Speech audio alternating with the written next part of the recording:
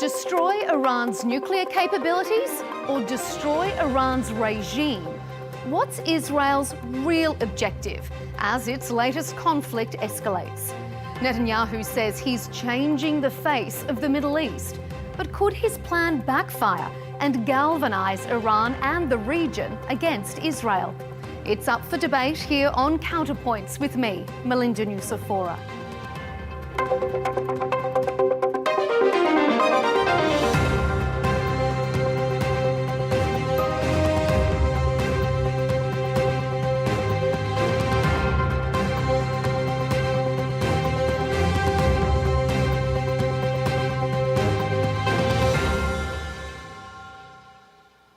The Israeli Prime Minister has told the Iranian people he's clearing a path so they can reclaim their freedom.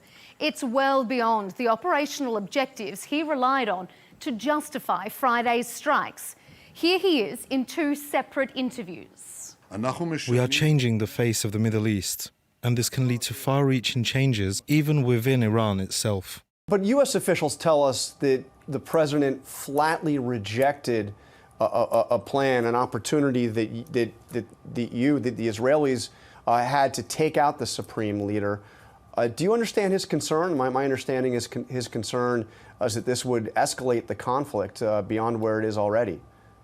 It's not going to escalate the conflict, it's going to end the conflict. Israel clearly wants to capitalise on its upper hand and exert maximum pressure while it can. Not to be deterred, Iran is actually taking steps towards a nuclear weapon now, threatening to leave the Nuclear Non-Proliferation Treaty. It's a race against time on both sides. Meanwhile, US President Donald Trump denies his early departure from the G7 meeting in Canada has anything to do with working on a ceasefire. What specifically is better than a ceasefire? What are you looking for here? An end. A real end, not a ceasefire. An end. So something that would be permanent? Yeah, or giving up entirely. The US has always insisted it wasn't involved in this conflict, but recent social media posts from the president suggest otherwise.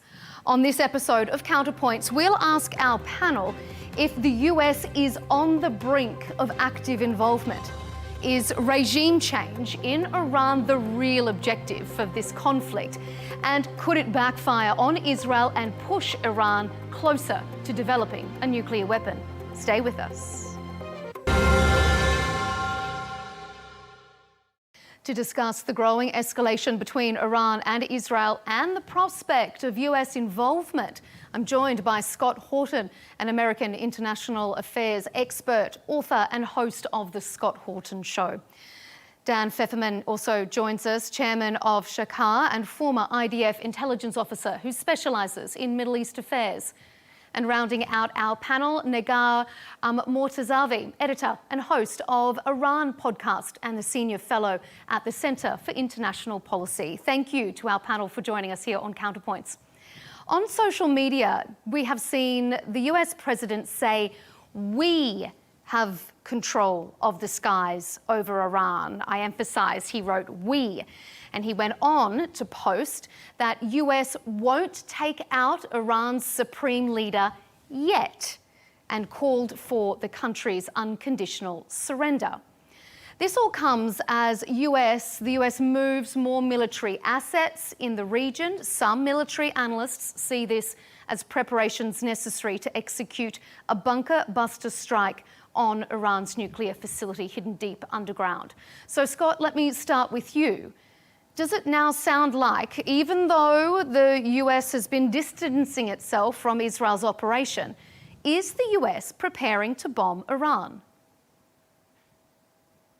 Well, I don't know for certain, but I'm afraid that they are. And I have heard from sources that I would think would know, in a position to know, that they're certainly prepared to, and that, they had been told that it could happen as soon as yesterday, which thank goodness it did not happen yesterday. I know there's been a lot of outcry and public opinion in the United States against it, including and perhaps especially on the right from Trump's base against this.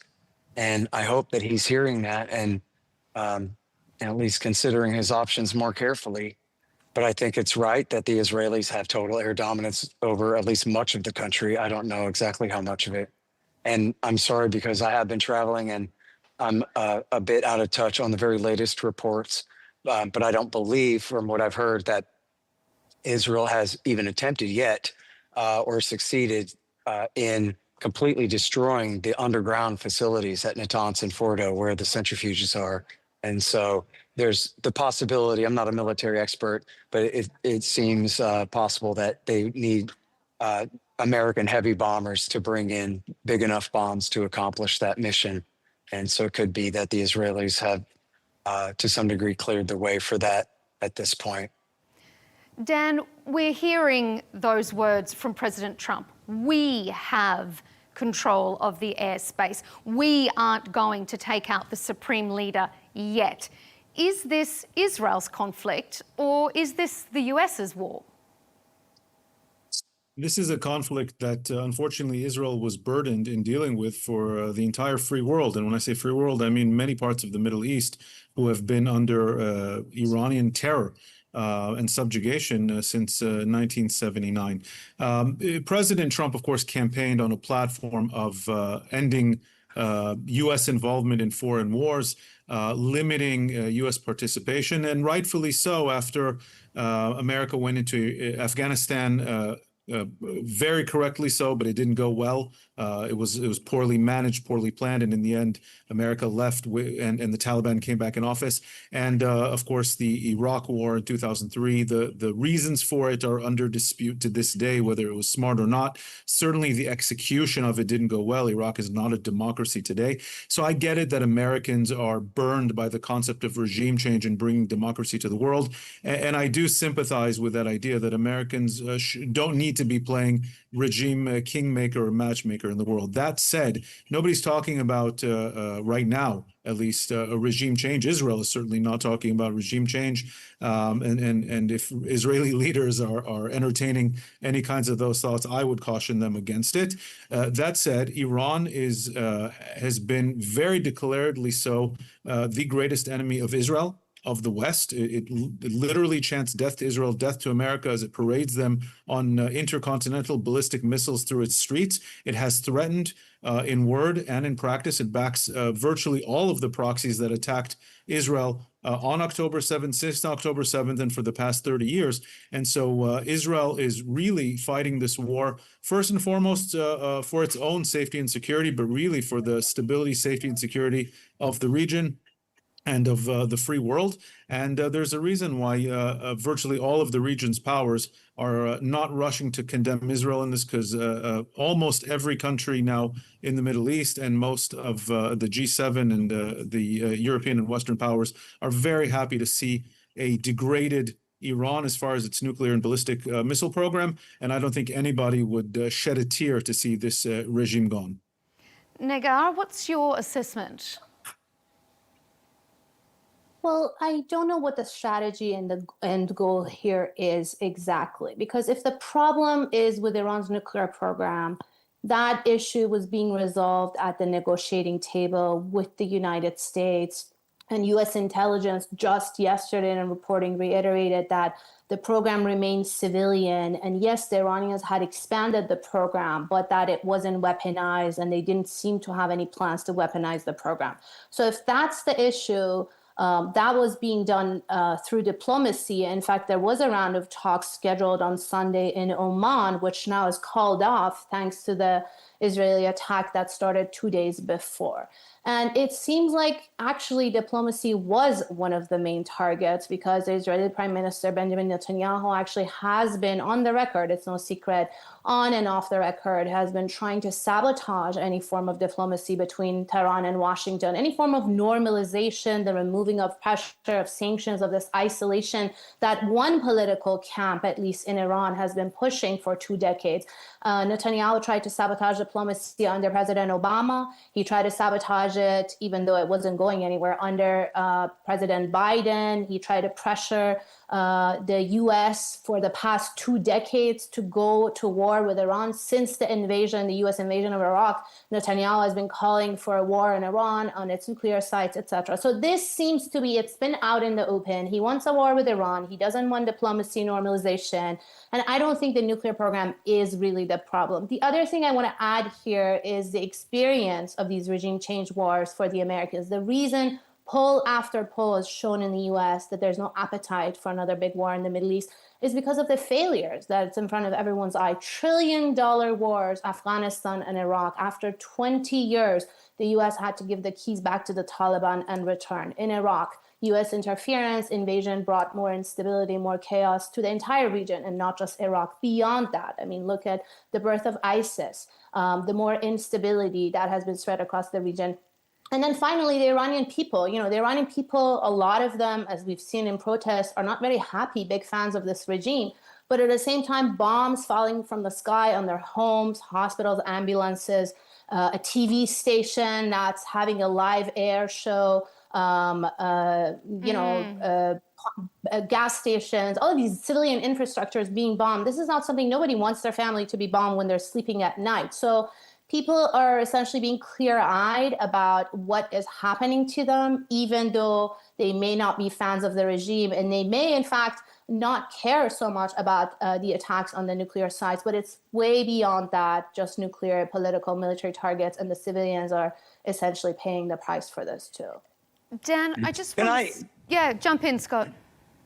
Yeah, I just want to agree with what she was saying there about it precedes Netanyahu. If you go back to the 1990s, Yitzhak Rabin, in fact, intervened when Bill Clinton wanted to normalize relations with Iran back then, because his strategy was to deal with the Arabs, including a sort of pseudo-Palestinian state, at the expense of the Iranians, and turned on the Iranians then, before Iran ever started backing Hamas in the Gaza Strip. And so it was a huge part. And then, of course, during W. Bush, it was actually Iranian-backed Iraqi exiles who helped lie the Israel first neoconservatives into lying the American people into war. And it turned out that that war was to benefit the Iraqi National Congress, it was called, which had a base in Tehran. They told all the Zionists that the new Shiite Iraq will be best friends with Israel and will force Hezbollah to stop being friends with Iran and to be nice to Israel so that Israel can get away with stealing the rest of Palestine and not have to worry about Iran using Syria to arm Hezbollah on their northern flank. And of course, it completely was a hoax, and the neoconservatives fell for it and lied the American people into war based on that. And of course, all they did was they put Iran's best friends in power in Baghdad, the Supreme Islamic Council and the Dawa Party. And as the king of Saudi Arabia told Zalmay Khalilzad in 2006, he said, it used to be us and you and Saddam against Iran. Now you have given Iraq to Iran on a golden platter. And that was why they then turned around and backed al-Qaeda in Syria all these years, and the Saudis did too, was to try to make up for the fact that they had given Baghdad to Tehran. So now they tried to take Damascus away from them. And that was what led to the rise of the caliphate in the Obama years, and then Iraq War III to destroy the caliphate again. And these are related kooks, are the same ones who seized power in Damascus in December. So this may be very good for Israel, that they want to limit the Ayatollah's ability to use Assad to back Hezbollah, which is also severely weakened now. But none of this is interested in the American people at all. Our enemies are the bin Ladenites, the vanguard radical of the Sunni edge, the Ayatollah's enemies. And they are one major faction that are sure to benefit from this. Dan, I can see you shaking your head there. What's your assessment on what Scott has said and what Negar was talking about, that it is Netanyahu and his predecessors who've been sabotaging diplomacy? Sure. First of all, I'll just say there was just such a big mix of conspiracy theories with bits of historical understanding. Saddam Hussein was certainly no friend of the U.S. or the West. Again, whether it was smart to invade and take him out and try to do a regime that was change, a reference to the 1980s war. That was a reference to the 1980s. We can go back to the America and Saudi 1980s, Arabia- Wait, and let me certainly. explain. America, Hang on a second. America You and spoke, Saudi but- Arabia backed Saddam against Iran. That was backed by Israel. Israel backed Iran all through the 1980s war before Rabin turned around and never stabbed them in tried the to back. claim that Long Israel after the was Iranian perfect or- Revolution. Isn't that right? Okay. Let me respond, please. They never tried to claim that Israel has never made mistakes in its foreign policy throughout the years. Israel is constantly faced with hammers and rocks and hard places from different sides, and in trying to navigate one of the most difficult regions in the world, certainly has made our share of mistakes, as have the Americans, but this is not an easy place to navigate. Regarding sorry, I forget your name, what the other panelist here said, the lady. Negar. Netanyahu is not sorry? Negar. Negar, I'm sorry. Thank you. Regarding Netanyahu sabotaging diplomacy, Israel has no interest in sparking wars with its neighbors. We're a small country in a very hostile region. I think my feed is frozen here. Can you guys hear me? We can hear you. We can hear you, Dan. You Okay. can continue. It's not about sabotaging diplomacy, hardly. It's that the JCPOA and other attempts at reaching agreements with Iran are short-sighted, and they rely on Iran standing by its promises, something that it's shown consistently over the last 20, 30 years that it never does. And so if there's an actual agreement through diplomacy that ends Iran's nuclear program, Israel will be the first to get in line and welcome that. If there's any actual diplomatic agreement that brings Iran back into the international community, with Iran stopping the incitement against Israel, attacks against Jews worldwide, anti-West rhetoric, backing proxies all over the Middle East, most of whom attack Israel, Israel will be the first to get in line. However, that's not what we're seeing. That's not what we've seen. The October 7th attack, by the way, with Iranian proxies in Gaza, Iranian proxies in Lebanon, Iranian proxies in Yemen, was actually a deliberate attempt, as exposed by the Wall Street Journal,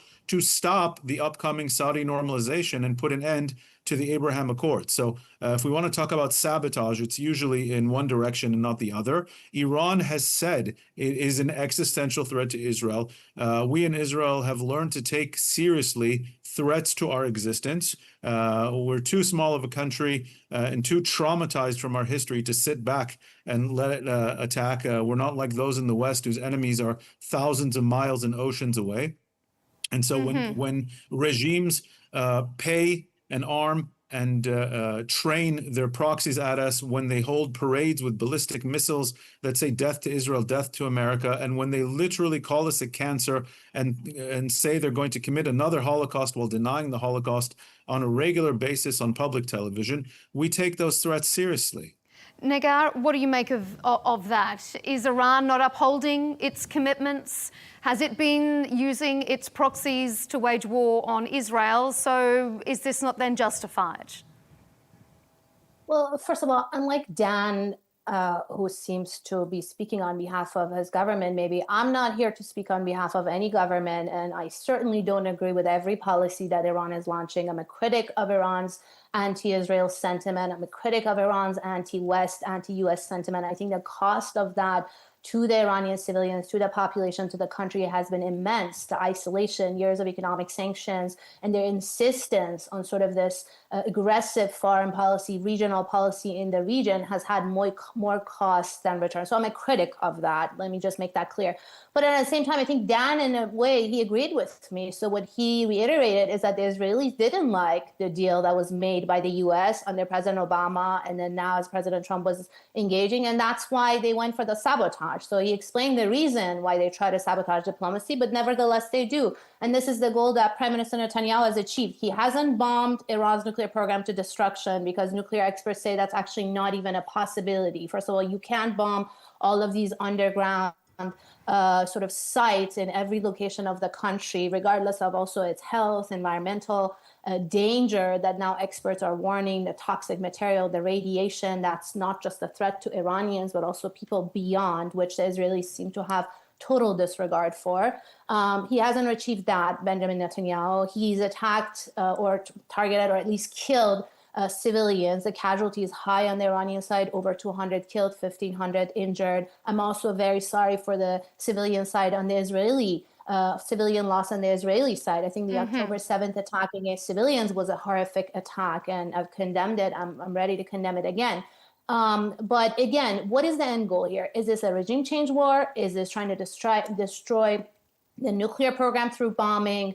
It hasn't achieved any of that. What it has achieved is calling off the nuclear talks and potentially destroying the prospect for diplomacy. And if in the long term, in the future, Iranian hardliners take the upper hand and they eventually actually weaponize this nuclear program, which they have threatened that they may do if the nuclear program is attacked, then we have Benjamin Netanyahu to thank for it, because he attacked a civilian program and essentially prompted the Iranians, in defense of their homeland also, to weaponize and go for the nukes.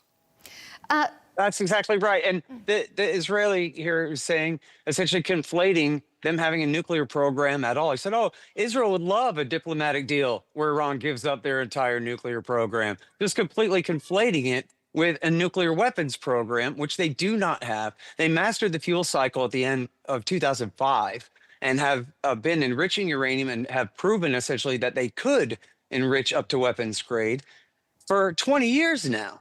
And they haven't this whole time. And as the Director of National Intelligence in the United States, Tulsi Gabbard, reaffirmed in writing in February and in testimony in March, and apparently there's a brand new report that says that the intelligence agencies in America put out a new report last week telling Trump that Iran still has not made the political decision to try to break out and make a bomb. And if they did, it would take them approximately a year to have enough weapons grade fuel, fissionable fuel, to do it. But then the CIA estimated it would take them 3 years to have a deliverable device. And even then, almost always a miniaturized nuclear bomb that can fit on a missile, on a ballistic missile, is virtually always a plutonium bomb and an extremely extensive, extremely complicated implosion system that no one thinks the Iranians have the ability to do. The threat here, and they have no plutonium route to the bomb. They have no reprocessing facility that they would need to purify their plutonium waste in order to make weapons fuel. So their uranium route to the bomb is a route to a gigantic gun-type nuke that America dropped on Hiroshima, which they had no ability in the world to deliver to Israel other than maybe in the back of a flatbed truck or something. So the whole thing is completely a hoax. And there is nothing saying, other than Netanyahu's ridiculous, completely unverified claims, that there was a recent change in Iran's nuclear program, that somehow now they're breaking out towards a nuclear weapon. And when someone confronted President Trump about this, a reporter asked him about this and said, your Director of National Intelligence says that nothing has changed, that here you are in the middle of negotiations, and America's demand is no enrichment at all. And the Ayatollah won't give in to that. So now you just want to pretend and essentially conflate them having enrichment at all with that somehow they are now breaking out towards a nuclear weapon, and we have to race to stop them by launching an aggressive Pearl Harbor type sneak attack, an illegal aggressive war like this. It's insane, and it's completely dishonest. That's why they have to lie all the time. And by the way, he was also lying that on October the 7th, that was a joint attack by Hamas, Hezbollah and the Houthis. No, Hezbollah and the Houthis got involved later in reaction to Israel's campaign there, as everyone knows who's not a liar and is doesn't have a script that they have to stay on here. And he's right that Hamas launched October 7th to sabotage the Abraham Accords. Dan, your response to Scott. There's just so many things to respond to, and most of them are completely fictitious. I mean, there's just ridiculous accusations. Okay, well, how about this one, Dan? Is it true that Iran was close to a nuclear weapon, or is it more correct that the US intelligence has said it was at least 3 years away and that Netanyahu was looking for an excuse? First of all, I will clarify to Negar's comment earlier, I'm no kind of spokesman for anybody. I'm a private civilian, which means I'm also not privy to the intelligence, and last I checked, neither is anyone on this panel. I tend to have a good sense of when public comments by democratic countries like my own and like the United States are accurate as far as intelligence assessments. And from what I understand, Iran had made a policy change that was much closer to a nuclear weapon than what than what Scott is trying to say here. This is not some kind of What's your source for that? Iran. What's your source for that? What's your source for that? What's your source that you don't know? From what I hear from I just quoted the Director of National Intelligence of the United States of America. The IAEA has said that Iran has been making strides towards weaponization. This is not a civilian nuclear program. Let's not pretend any kind it is. That's Iran nonsense. Apparently had made a dash in recent months. It was not in negotiations in good faith to actually end its nuclear program. And this is a regime that constantly threatens. Yeah, no, of course they weren't. Again, you're of my conflating country. having a By the way, nuclear I don't know where program at you all with a live, weapons but I program. have, excuse me, I don't Everyone know can where hear you how live, but I have dishonest you actual are. ballistic missiles falling on and near my house on a regular basis and on my children. This is not some kind of maybe your government hypothetical should have threat. launched an I don't aggressive get to war sit in against your ivory neighbor then. towers wherever you live in the United States. I don't get to sit in ivory towers and wax poetic about some potential conflict. This is a real threat on my family, my country, Your my country people. started an aggressive war. My country started, right. We started on October 7th when we had left Gaza in 2005. Okay. We left Gaza in 2005. There was a ceasefire in place on October 6, 2023. And we somehow started a war against Iran and its proxy armies. Iran, since the entrance of the Islamic Republic in 1979, has been trying to colonize the entire Middle East and build a ring of proxy armies around my country. And by the way, the buying off the Arab countries realize Iran is their biggest threat.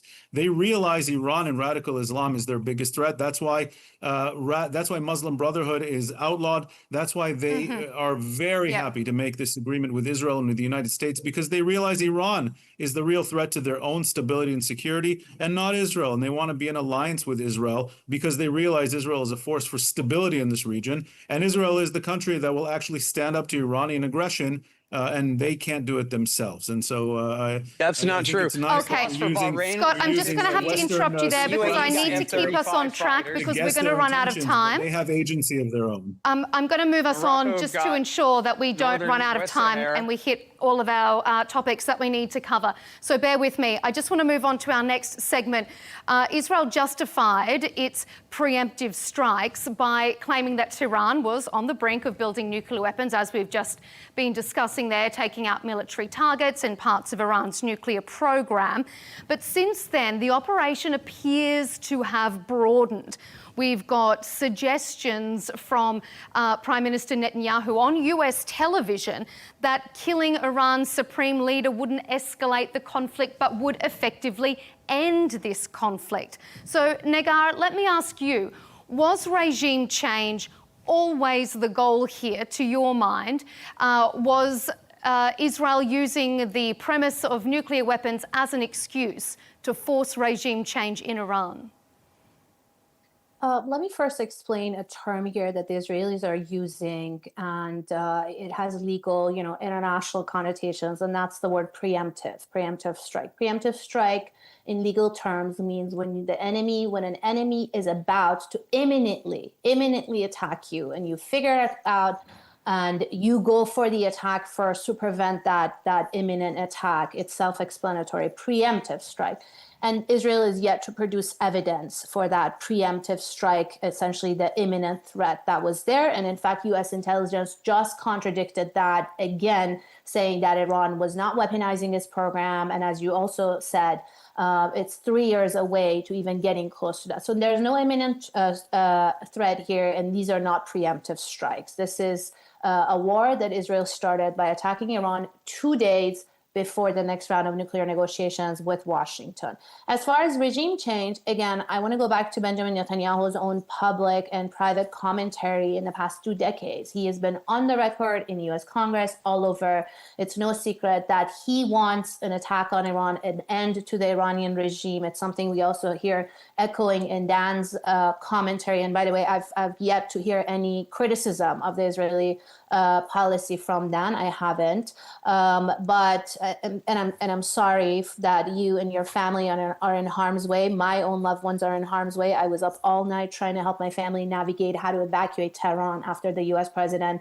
basically ordered a city of 10 million people to get out of Tehran immediately. So these are real life consequences we're talking about. And yes, thank you. And yes,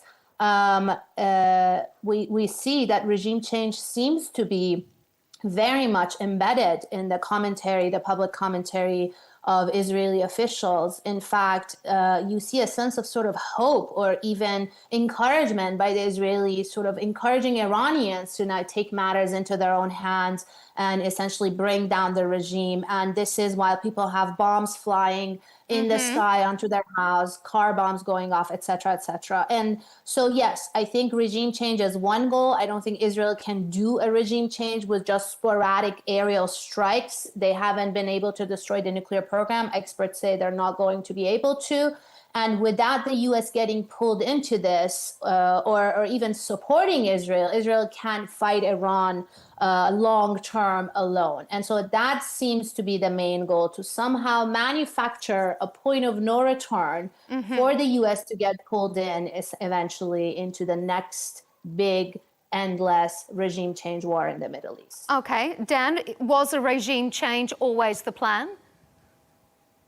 I'm not sure, to be honest. And I do, first of all, I appreciate the concern for my family and civilians in Israel. And again, I do extend that to Iran civilians. And I will say nobody in Israel has any kind of malice towards the people of Iran. And the people of Iran are not being targeted in this strike. However, I don't think regime change is the goal. I honestly hope regime change is not the goal, not because we want this regime to be around. I think this is a regime that has been an absolute terror to its own people and to the peoples of the region, the peoples of Lebanon, Syria, Iraq, and certainly the people of Israel. However, I don't think Israel is equipped to do a regime change. I don't think we certainly don't know how to do it in the Palestinian areas or in Lebanon, which is much closer to home. We definitely don't know how to do it in a much more sophisticated country of 80 million people that's 1,500 kilometers away. The goal is to dismantle or at least set back, because I agree with you also that while we know how to harm the nuclear program, I don't think we know how to take it out entirely, because Iran has the scientific know-how and the sophistication to build this program again and again. The best Israel can hope for is to set it back significantly.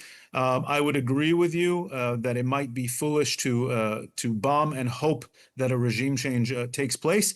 And that might be a sentiment, certainly in much of the Israeli public and in certain parts of this government. I just don't think it's a good strategy.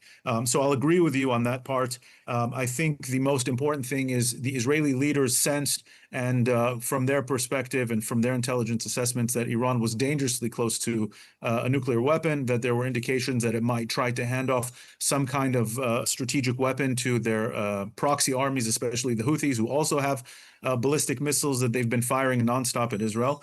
And I'll just say, this is not just an Israeli attack out of the blue on Iran. Iran and its proxies started a war unprovoked against Israel on October 7th. Let's not try to hide and say that the Hamas did it on its own. That Hezbollah fired continuously dozens and dozens of rockets and missiles at Israeli civilians every single day. The Houthis have been firing every day. Again, it's me and my family having to run to the bomb shelter. Okay. There are buildings in my own city that have been hit.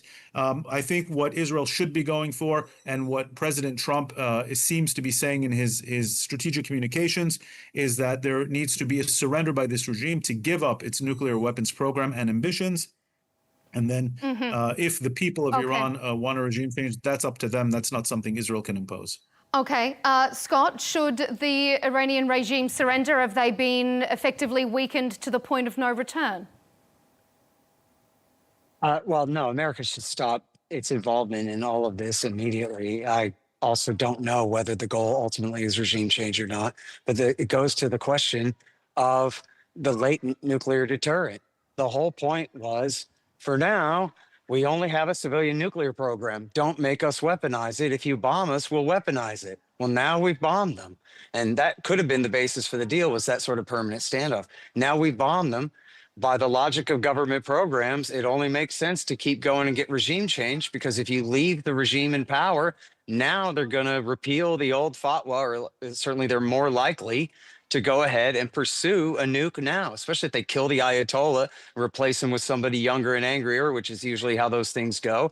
They're more likely to pursue a nuclear weapon now and in a deeper bunker under a taller mountain somewhere, and go ahead and achieve nuclear weapons capability that they have, again, thus far spent 20 years not developing, when all along they could have, and we knew that they could have. Okay. And speaking of the Wall Street Journal, it's just not true that Iran attacked Israel on October the 7th. I'm just going to interrupt you, Hamas Scott, there. that did Only. that.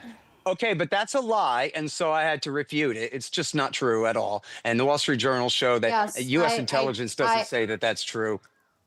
Yes, I agree with Scott. And the Iranians have said publicly, I mean, and implicitly calling it an independent Palestinian operation, which means they had nothing to do with it. In fact, I don't even think they knew what's coming.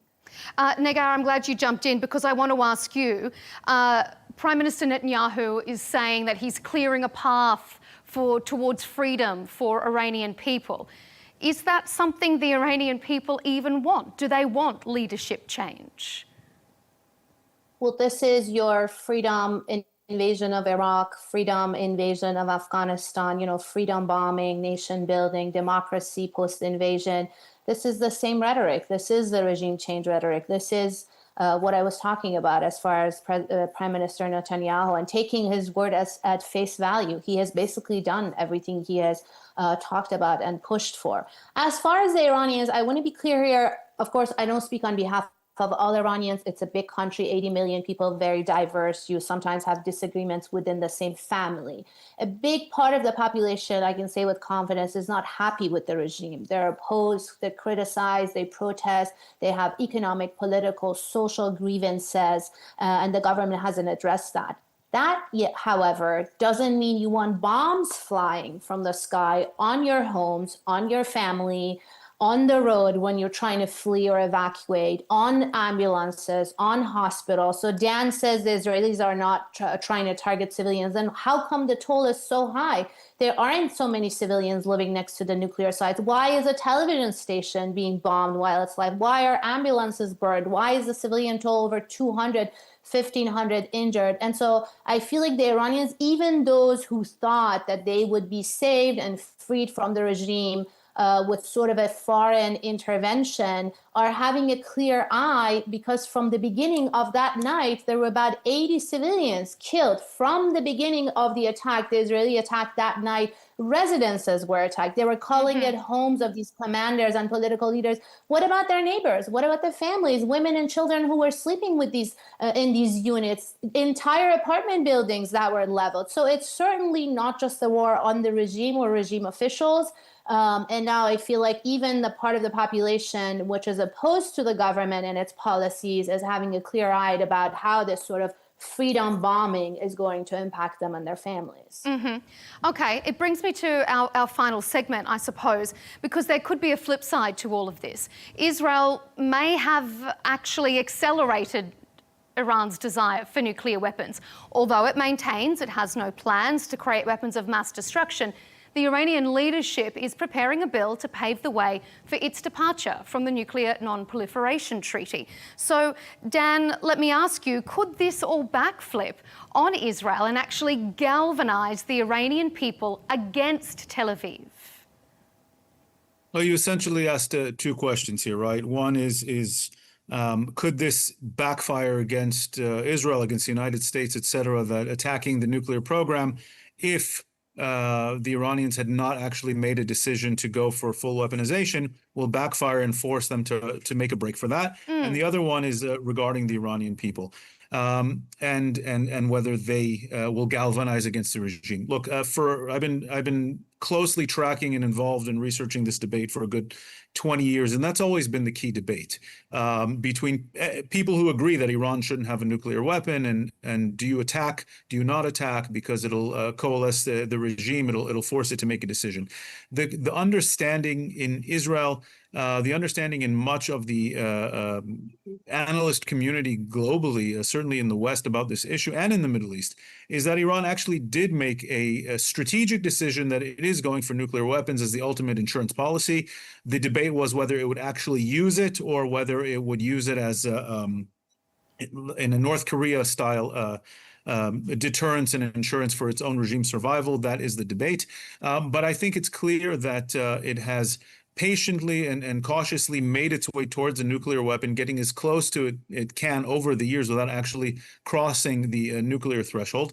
And I think it's really an academic debate whether it's going to force it to rush to a weapon or not. I have a strong sense that Israeli intelligence on this issue is far more accurate and in tune. Again, I would hate to think that this is just some kind of Iraq 2003 redo. Speaking about what the Americans did as rushing towards a regime change regarding Saddam Hussein. I agree with my co-panelists here that I think that while morally correct would be a strategic mistake on Israel's part, just because I don't think we can pull it off. Okay, Negar, I can see you raising your hand there. Can I just make a two-finger here? Yes, just very quickly, because this is not said enough and many mainstream audiences don't actually know it. Israel is the only nuclear weapons power in the region. They have an undeclared nuclear program, about 90 or so nuclear warheads that can obliterate the entire region, any of their neighbors. So we need to reemphasize that Iran doesn't have any nuclear weapons.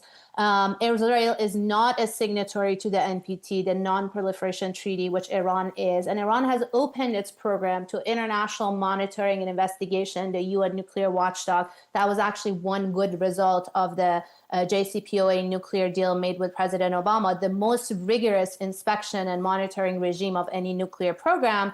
And then finally, I just wanted to say this again, I don't want to cite Iranian or Israelis on this issue because they're obviously both parties to this, but I want to reiterate US intelligence time and again, and including today again, saying that their program remains civilian and they were not planning on weaponizing it.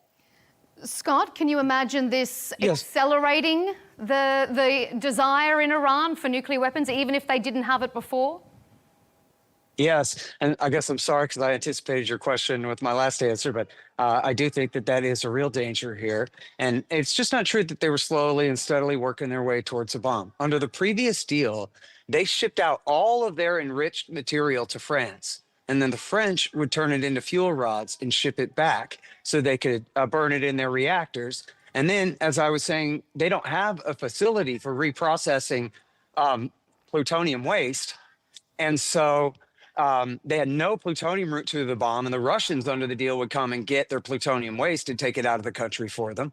And so their uranium route to the bomb was limited to the point where they would have had to withdraw from the NPT, withdraw from their safeguards agreement with the IAEA, kick the inspectors out of their country, beat their chest, and announce that now they are beginning to make nuclear bombs. And everyone would have known it. There's no way in the world that they could have done it in secret. And so in the meantime, on the surface, it looks like, oh, they're getting closer to nuclear weapons, and you'll hear this propaganda. Well, they have this stockpile of 60% enriched uranium-235. But that's the bargaining chip to negotiate away. Again, we're in the middle of talks here.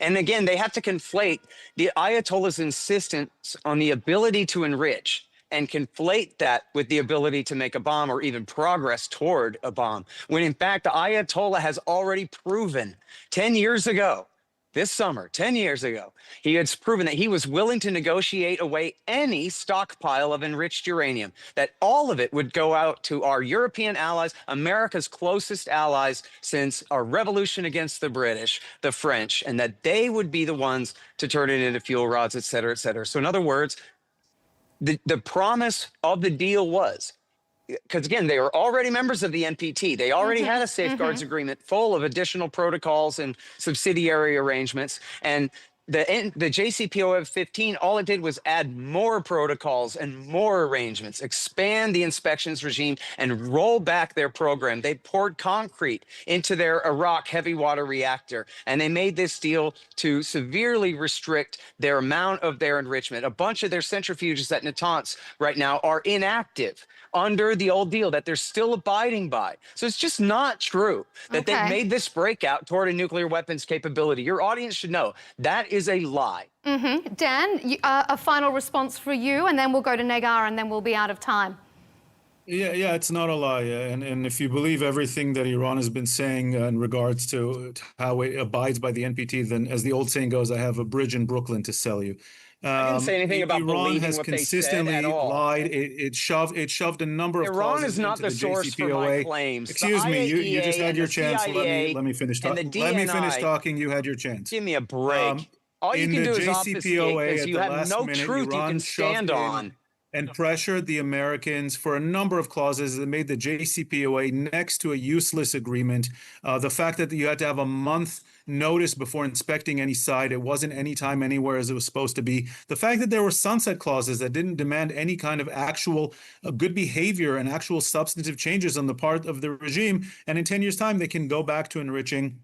And we know now that there was weaponization work going on under the table. You seem to place a lot of trust in the regime in Iran that nobody else in the world. You got nothing but Okay. claims from your prime minister. Pal. I will just say in response no to what Negar whatsoever said, to back up your Israel claims there. is Israel, according to foreign sources, supposedly has nuclear weapons. I've lived in Israel most of my life. I don't recall ever seeing a parade in Israel calling death to any other country in the world with ballistic missiles. And so it's one thing if No, they just send their neocons to do it. And something that the West should take very seriously is if there is a regime that calls for your erasure, that calls for your destruction, and then continues to work towards getting the capability to do that, we take that threat very seriously. Okay, final comment from you, Negar. Well, I just want to say a part of the political system in Iran is actually very critical about that policy of chanting death to this and that. And they have been trying to at least reform or change the system for the better, for something that I think me and Dan would agree on. But the Israeli actions and also sort of the neocon US actions have actually weakened that part and emboldened the more hardliner and more militaristic core of the regime. And if we want to sort of turn this around, if Iranians chanted on the street, which by no means I'm super critical of that, Israeli officials have been saying similar things about Iran, and they are the only, as I said, nuclear weapons power, 90-something warheads that can obliterate the entire region, if not the entire world. So if we want to talk about threats and the capacity to sort of obliterate the other side, it goes very much both ways, if not so much. And then Israel just launched this war on Friday and started it against Iran. And now we're seeing civilians being attacked on both sides. So at the end of the day, I think civilians are not being attacked in Iran, and this war was started by Iran and its proxies 600 days ago. This is not a war that began on Friday. Let's get that straight. Well, if you want to keep going back, Dan, then I think the Palestinians would beg to differ. You have to go back 70 years and talk about every single piece of history. The history also didn't start 2 years ago. Anyways, let me just talk about an off-ramp, hopefully less killing and bombs on civilians, including Dan's own family. I think the off-ramp here is for the U.S. to call for a ceasefire, de-escalation. They have immense leverage over Israel. Basically, Israel wouldn't be able to fight this war against Iran alone without U.S. support, U.S. material support, financial support, also the war in the past 2 years on Gaza. So the United States, if they really don't want another regime change war in the Middle East and to be dragged into it, they need to call for a ceasefire, be very serious, both sides to de-escalate. The Iranians have said that they would de-escalate for obvious reasons. They're the underdog here. They're being, completely hammered by the Israeli side, who has supremacy, military supremacy. So if the U.S. can push for a ceasefire and then serious negotiations on the nuclear issue, return back to the negotiating table and try to resolve issues with diplomacy. More war is just going to bring more civilian casualties in the region in both of these countries, and then potentially even beyond that, as we saw with the other two wars in Iraq and Afghanistan. Well, on that forward-looking, hopeful, peaceful off-ramp, we will have to leave it there because we are out of time. We appreciate everyone's contribution. Our panellists, Scott Horton, an American international affairs expert and host of The Scott Horton Show. Dan Feferman from Middle East 24, who specialises in Middle East affairs, and Negar Mortazavi, the editor and host of Iran podcast. Thank you for your analysis here on Counterpoints. And thanks to you at home for watching us here on Counterpoints on Al Arabiya English. You can, of course, catch all our debates and interviews, and make sure you avoid missing out by subscribing to Al Arabiya English on YouTube, and be sure to follow us on X and TikTok. Thanks for your time.